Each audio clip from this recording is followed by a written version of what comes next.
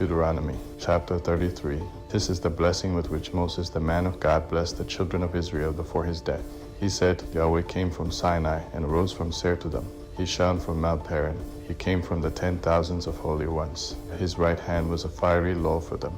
Yes, he loves the people. All his saints are in your hand. They sat down at your feet. Each receives your words. Moses commanded us a law, an inheritance for the assembly of Jacob.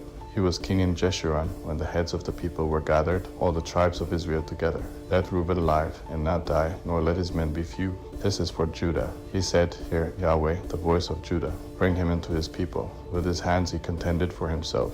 You shall be a help against his adversaries. About Levi he said, Your Thummim and your Urim are with your godly one, whom you proved at Massa, with whom you contended at the waters of Meribah. He said of his father and of his mother, I have not seen him. He didn't acknowledge his brothers, nor did he know his own children, for they have observed your word and keep your covenant. They shall teach Jacob your ordinances, and Israel your law. They shall put incense before you, and hold burnt offering on your altar. Yahweh, bless his skills. Accept the work of his hands. Strike through the hips of those who rise up against him, of those who hate him, that they not rise again. About Benjamin he said, The beloved of Yahweh will dwell in safety by him.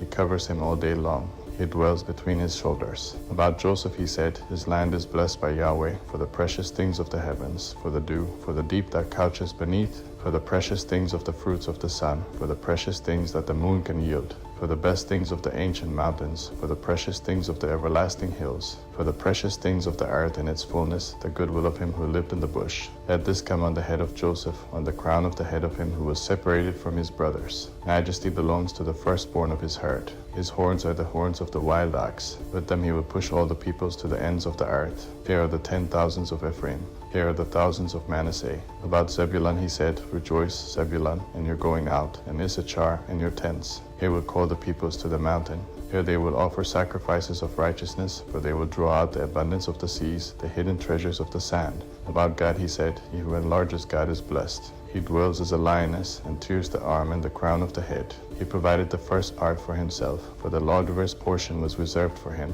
He came with the heads of the people. He executed the righteousness of Yahweh, his ordinances with Israel. About Dan he said, Dan is a lion's cub that leaps out of Bashan. About Naphtali he said, Naphtali, satisfied with favor, full of Yahweh's blessing, possessed the west and the south. About Asher he said, Asher is blessed with children. Let him be acceptable to his brothers. Let him dip his foot in oil. Your bars will be iron and bronze. As your days, so your strength will be.